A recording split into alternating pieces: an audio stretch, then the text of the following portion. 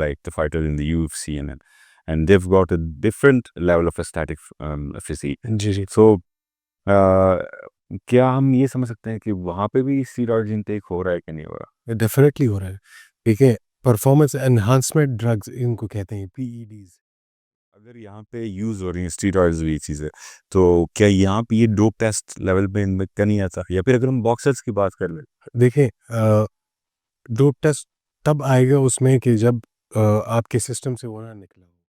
like every time we have a lot of patients, but like I witnessed it has been like prescribed to patients in breast cancer. Breast cancer, yes. वो उसमें भी oestrogen levels को लो करना है होता है ना। Okay. और basic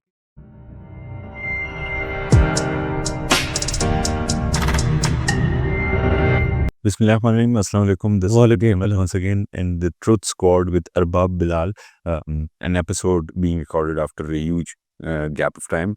Bilal bhai, assalamu alaikum. वालेकुम अस्सलाम। So Bilal bhai, I'll directly start from last night. Last night we were in gym and I asked you about a person कि इनकी जो ट्रांसफॉर्मेशन है वो भी नेचुरल चल रही because he was quite like visibly engaging.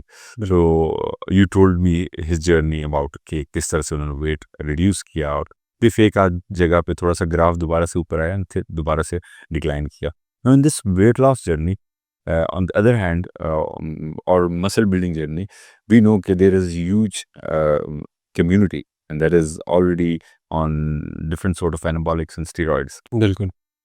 They do finally manage to attain good aesthetics. They do it for competitions, whatever. Definite. But on the other hand, we have got like a fraternity of fighters, like the fighter in the UFC, and they've got a different level of aesthetic physique. जी जी So क्या हम ये समझ सकते हैं कि वहाँ पे भी स्टीरॉयड इनटेक हो रहा है कि नहीं हो रहा? डेफिनेटली हो रहा है। देखिए, परफॉर्मेंस एनहांसमेंट ड्रग्स इनको कहते हैं, पीईडीज। ठीक है जी। तो अगर आपने एक स्पोर्ट में जाना है तो मेरा नहीं ख्याल कि परफॉर्मेंस एनहांसमेंट ड्रग्स के अलावा Like if we refer to the cricket, तो यहाँ पे अक्सर दो टेस्ट होते हैं and when they come to know about any other extra source used for any natural power of exhibition जो कि आपके वहाँ expected होती है and they ban certain cricketers as well. तो क्या यहाँ पे UFC वगैरह में अगर यहाँ पे यूज़ हो रही हैं स्टीरॉयड्स भी चीज़ें, तो क्या यहाँ पे ये डोप टेस्ट लेवल पे इनमें का नहीं आता? या फिर अगर हम बॉक्सर्स की बात कर लें, देखिए, डोप टेस्ट तब आएगा उसमें कि जब आपके सिस्टम से वो ना निकला हो। ठीक है जी। हर एक ड्रग की हाफ लाइफ होती है। तो अगर इन केस वो हाफ लाइफ उसकी पूरी हो चुकी है, for the sake of argument मैं बोलूँगा टेस्टोस्टेरोन एसिप्योनेट हो गया या एनंथेट हो गया, तो उसकी हाफ लाइफ जो है वो 14 12 टू 14 डेज तक होती है। ठीक है जी। Then it's out of your system. तो अगर 12 टू 14 डेज बाद डोप टेस्ट होता है तो वो नहीं नज़र आएगा। आपके यूरिन में भी नहीं नज़र आएगा, आपके ब्लड में भी नहीं नज़र। ठीक है जी। हाँ, अनलेस वो 14 डेज़ अभी नहीं गुज़रे, आप 7 डेज़ 6 डेज़ गुज़रे हुए हैं और आपने डोप टेस्ट करवा दिया, तो उसमें डेफ़िनेटली वो शो होगा। ठीक है जी। तो ये नॉर्मली एथलीट्स यही करते हैं कि फ़ायदा लेते हैं, ठीक है जी, इन एनाबॉलिक स्टेरॉइड्स से। एनाबॉलिक स्टेरॉइड्स मैं नहीं कहूँगा, परफॉर्मेंस एनहांसमेंट ड्रग्स मैं कहूँगा। ठीक है जी। उससे ये फ़ायदा लेते हैं, उसके बाद जो हाफ लाइफ उसकी होती है या गैप लेके आ जाते हैं 20 डेज़ 25 डेज़ के का गैप दे देते हैं। उसके बाद वो डोप टेस्ट में शो नहीं होता। ठीक है। इवन बॉडी बिल्डर्स का भी डोप टेस्ट होता है। ठीक है जी। तो वो भी यही काम no, there's a question like in the other sports, like if it's in football or if it's in the like go cricket, तो वहाँ पे डोप टेस्ट में एक मेजर जो टेस्ट होता है जिसको फिर they also consider a huge crime, like an unforgivable sin, and that is if the player is on any sort of stamina enhancement steroids, because if you are exhibiting steroids then you're not exhibiting yourself on the field. तो यहाँ पे UFC की अगर बात कर लें या फिर बॉक्सिंग की बात कर लें, जी, जी। तो एक तो है मसल बिल्डिंग स्टेरॉइड वगैरह कोई वो यूज़ करता है, तो वहाँ पे भी वो लोग स्टेमिना बिल्डिंग स्टेरॉइड्स भी यूज़ करते हैं डेफ़िनेटली। और वहाँ पे नहीं है बैन. एक नाम ले लूँगा मैं, बोल्डेनॉन उसे कहते हैं। ठीक है जी। तो बोल्डेनॉन या एक्वापॉइज़ जो भी आप नाम देते हैं उसको, वो बेसिकली आपका स्टैमिना बिल्डअप करता है, एंड्योरेंस ज़्यादा करता है, ठीक है जी। तो उसका भी यही सिस्टम है। इसकी एक हाफ लाइफ होती है। जब वो हाफ लाइफ ख़त्म हो जाती है, आपके सिस्टम से वो मेटाबोलाइज होके बाहर निकल जाता है, एक्सक्रीट आउट हो जाता है थ्रू लिवर होता है या थ्रू किडनीज होता है, जो भी होता है उसका मोड ऑफ एक्शन मुझे अभी याद नहीं है। तो वो फिर आपके ब्लड लेवल्स में या यूरिन में नहीं शो होगा। ठीक ठीक है जी। तो जब नहीं शो हो रहा, तो उसने जो करना था अपना, वो जो मोड ऑफ एक्शन उसका है, वो तो वो कर चुका है। ना शो हो उसमें डोप टेस्ट में, तो इसका ये मतलब नहीं है कि वो यूज़ नहीं कर रहे।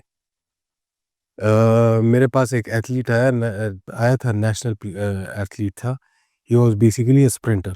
हुँ। तो वो मुझे कह रहा था कि मैंने सिर्फ़ इंजेक्शंस लगाने हैं, ठीक है जी, मैं अपनी चीज़ें लेके आऊँगा, आपने मुझे सिर्फ़ इंजेक्शन लगाना है। क्योंकि मेरा 1 महीने बाद वो है, मुकाबला है, ठीक है जी। वो टेस्टोस्टेरोन लेके आया था, बोल्डेनोन भी लेके आया था, वो उसने लगाए हैं। उसके बाद महीने बाद उसका जो वो है, मुकाबला था नेशनल्स में, वो हो भी गया, डोप टेस्ट में उसका कुछ आया भी नहीं, तो इसी तरह था। We were talking about a friend of ours in common. We won't name him, but who is going through like disturbed kidney situation right now, and has got a very weak physique, but like due to the overdose of same anabolics. जी, जी। So, what would you say in this case? Like on the other hand, आप we know कि Ronnie Coleman वगैरह जो है उनका जो है इससे डेफिनेटली ज़्यादा यूज़ होगा। अरे इस XYZ फ्रेंड से ज़्यादा यूज़ होगा। बट वो सर्वाइव कर गए थे काफ़ी टाइम तक। देखिए हर एक अभी रॉनी कोलमैन का जो ज़माना था, उसमें तो काउंटर मेजर्स होते ही नहीं थे, ठीक है जी। अभी तो काउंटर मेजर्स आ गए हैं हर एक चीज़ के। अगर आप लेट्स से अगर आप एनेंटेट ले रहे हैं या सप्यूनेट ले रहे हैं और उससे आपको ब्लोटिंग हो रही है या उससे आपका एस्ट्रोजन लेवल बढ़ रहा है, तो उसको काउंटर करने के लिए ओवर द काउंटर मेडिकेशंस आपको मिल जाती हैं। अगर ओवर द पाकिस्तान में तो मिल जाती हैं ओवर द काउंटर, प्रिस्क्रिप्शन ज़रूरी नहीं है, ठीक है जी उसके लिए। तो आपको मिल जाती है, एरोमेडिक्स है, लेट्रोज़ोल है, इस तरह नॉल्वाडेक्स हो गया, ये चीज़ें आपको मिल जाती हैं ईज़िली। तो ये जो है, ये आपके वो जो एडवर्स इफ़ेक्ट्स हैं उनको काउंटर कर देता है। ओके, लेट्स से आपका एस्ट्रोजन लेवल बढ़ रहा है, इंक्रीज़ टेस्टोस्टेरोन की वजह से आपका एरोमेटाइज़ हो रहा है, एस्ट्रोजन लेवल बढ़ रहा है, आप गायनेकोमेस्टिया की तरफ जा रहे हैं। उसी को रोकने के लिए एरोमेटिक्स इमीडिएटली आप स्टार्ट कर लें, वो रुक जाएगा, ठीक है जी? और अभी वो सर्जरीज़ की तरफ भी जाना ज़रूरी नहीं है। हाँ, अनलेस एंड अनटिल आपसे मिस हो गया, तब सर्जरी की तरफ with the जाएँ। use of tamoxifen, like I've witnessed, and like every time we have a lot of patients, but like I witnessed it has been like prescribed to patients in breast cancer. Breast cancer, yes. वो उसमें भी oestrogen levels को लो करना होता है ना। Okay. और basically नॉल्वाडेक्स हो गया, क्लोमिड हो गया, ये जो है ये सेलेक्टिव एस्ट्रोजन ब्लॉकर्स हैं।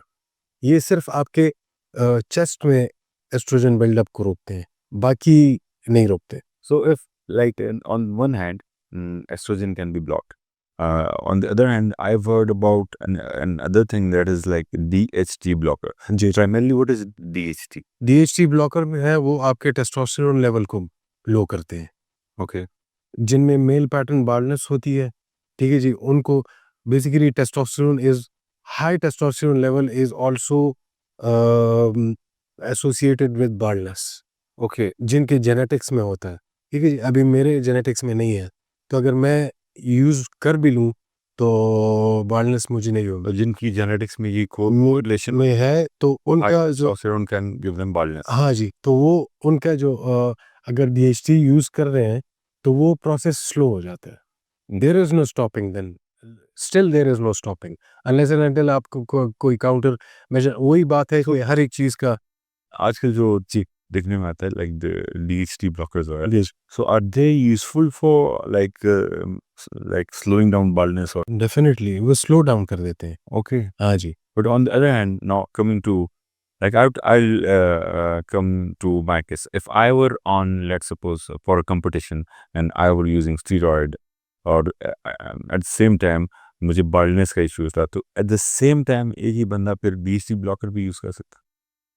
वो डिपेंड करता है, ये वो आपके बॉडी टाइप पे भी डिपेंड करता है, आपकी आपका जो ग्रोथ हो रही है उस पे भी डिपेंड करता है। अगर इन केस आप कंपटीशन की तरफ जा रहे हैं, ठीक है, तो DHT ब्लॉकर में result in loss of performance, ठीक है जी, लॉस ऑफ मसल, क्योंकि टेस्टोस्टेरोन लेवल वो जो चाहिए आपको, वो जो मसल बिल्ड कर रहे हैं आप, ठीक है जी, तो अगर वो अचीव नहीं हो रहा तो DHT ब्लॉकर मेरे ख्याल में आपके लिए फिर नहीं है। एग्जैक्टली, ठीक है जी। दोनों काउंटर भी कर सकते हाँ जी, ज़्यादातर देख लें, ज़्यादातर जो बॉडी बिल्डर्स हैं ओलंपिया ख़ासकर हम ले लेते हैं, मोस्टली आर बाल्ड, हैं। यस, ठीक है जी, तो वो दिस इज़ इनेविटेबल, ओके। वो हाँ, वो या आज होगा या कल होगा, लेकिन जिसके ऑलरेडी कोर्स होगा। He like using anabolics for certain goals in our like चले हम we never promote it, like ji. people have got their own choice, जी, जी, जी, बिल्कुल। but जितना भी ये इसका पैटर्न होता है, जितना इसका यूजेज होता है, अगर किसी का कोई गोल होता भी है, if he has to do one thing in life, and if that's this thing particularly, तो how should he be using it? Should he be using it under supervision, और नहीं वो खुद से बस इंटरनेट पे जिस तरह सर्च कर ले? देखिए अभी अगर आप नॉलेज की बात करें तो आपको हर किस्म की इंफॉर्मेशन जो है वो इंटरनेट पे मिल जाती है, ठीक है जी। लोगों ने यूट्यूब चैनल्स बनाए हुए हैं, एक कैफ फिटनेस है, he is very good in explaining things. Pakistani है लेकिन दुबई बेस्ड उसका जिम है वहाँ पे, he is very good in explaining things, वो आपको लेमैन टर्म्स में एक्सप्लेन कर देता है, ठीक है जी। इसी तरह और भी काफ़ी इंडियंस इस चीज़ को वो करते हैं, एड्रेस करते हैं, Yeah. तो आपको ऑलमोस्ट 80-90% इंफॉर्मेशन वहाँ से मिल जाती है, लेकिन वो एक जनरल लेआउट होता है। हर एक बंदा इंडिविजुअल जो है वो एक उसके लिए स्पेसिफिक डोजेजेस होती है। फिर ठीक। ये जनरल लेआउट को तो आपको पता चल गया है जी, मैंने टेस्ट लेना है, डेका लेना है, बोर्ड लेना है, सस्टेनॉल लेना है, ये मेरा एक टिपिकल बल्किंग साइकिल हो गया। कितनी डोजेज रखनी है, that depends on your physique, कि उस टाइम आपकी फिजिक कैसी है, और फिर आपके आप और काफ़ी चीज़ें उसमें आ जाती हैं। अगर आप हेयरी हैं तो ऑटोमेटिकली आपका टेस्टोस्टेरोन लेवल इंक्रीज़ है, वैसे भी नेचुरली, ठीक है जी। अगर आप ज़्यादा हेयरी हैं तो फिर वो गायनेकोमास्टिया की तरफ बंदे जाते हैं, ठीक है जी। उनको फिर अलग से एरोमेटेज़ इन्हिबिटर्स लेने पड़ते हैं, जिस तरह ये वो हो गया एआई एरोमेटिक्स जो हो गया, ठीक है जी, एनास्ट्रोज़ोल, ये बेसिकली एन एआई है, एरोमेटेज़ इन्हिबिटर है ये। ये आपकी एस्ट्रोजन को बढ़ने नहीं देता, बिल्कुल लो कर देता है। लेट्रोज़ोल हो गया, ये बिल्कुल ही कंप्लीटली शट डाउन कर देता है एस्ट्रोजन को। वो भी अच्छा नहीं होता, लेकिन उसकी अपनी स्पेसिफिक डोजेजेस होती हैं।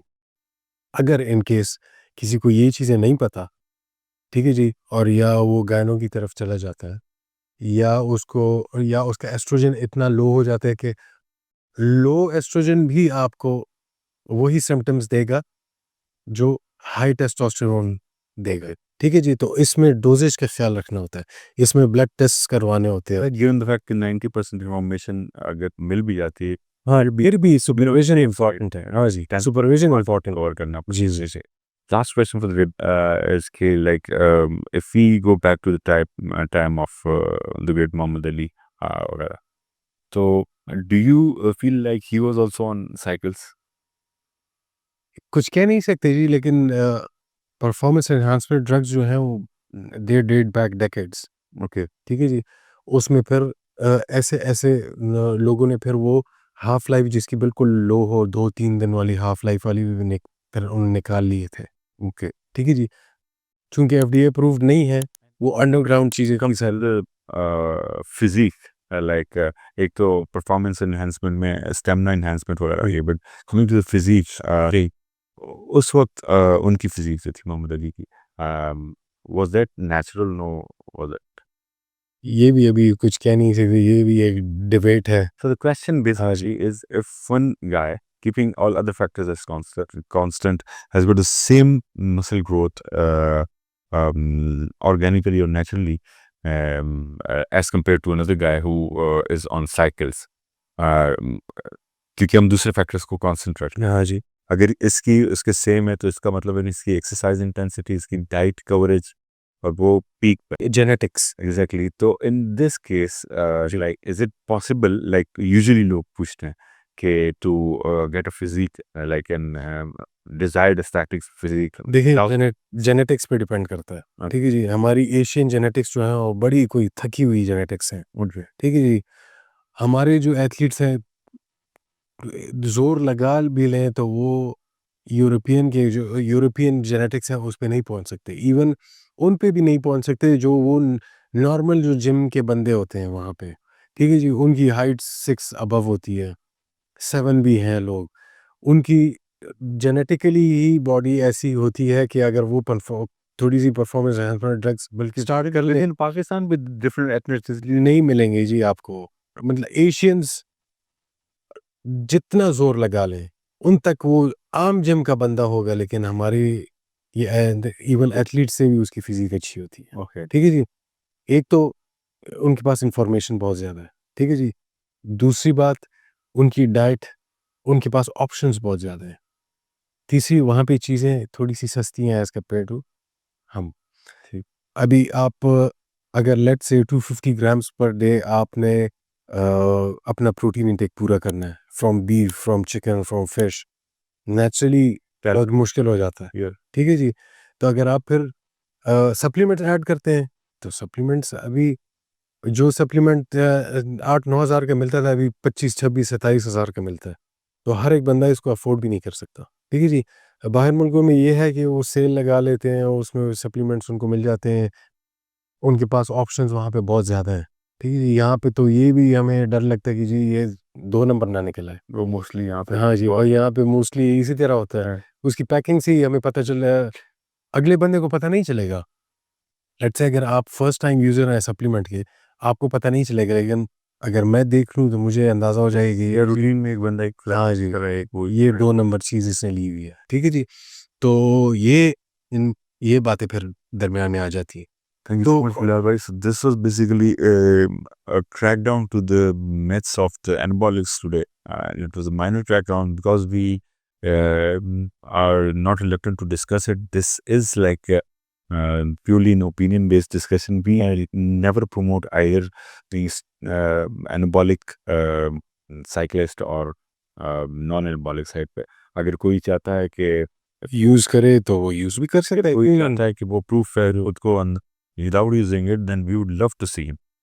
So, because everyone is in search of this. बहुत लोग ये करते हैं कि जी कह देते हैं कि वो अल्लाह से पर नेचुरल है माँ, हाँ, और लेकिन पता हमें चल जाता है कि जी ये नेचुरल एक वही मतलब भी आप क्लियर करने, like if someone is taking only protein, हाँ जी। he is considered to be natural or not.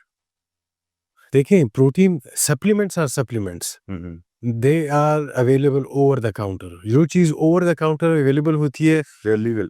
वो लीगल चीज़ है, वो आपके वो फूड सप्लीमेंट्स में आ जाता है। वो इतनी एनहांसमेंट आपकी नहीं करते कि जिस तरह लोग समझते हैं कि जी बस मैंने डब्बा खोला और मैंने जी प्रोटीन डाला और बस मैं जी बल्क अप आपको फायदा रहेगी पर वो आपको एक साइड पे अगर एनाबॉलिक्स आप यूज़ कर रहे हैं और दूसरी साइड पे सप्लीमेंट्स यूज़ कर रहे हैं, तो सप्लीमेंट्स आप 4 साल भी यूज़ कर लेना, आपको वो 3 महीनों या 4 महीनों की जो एनाबॉलिक्स के थ्रू आप it's a huge difference. हाँ जी, तो वो आपको नहीं मिल सकता। Okay. ठीक है जी? हाँ, तो ये So we give the category of naturals to the users of difference supplements are natural. they are natural. अगर वे प्रोटीन की बात करें, वे protein is basically a milk extract, ठीक है जी?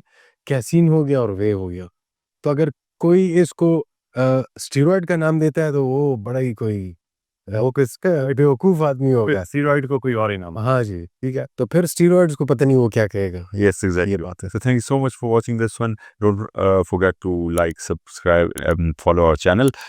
See you in the next episode, inshallah.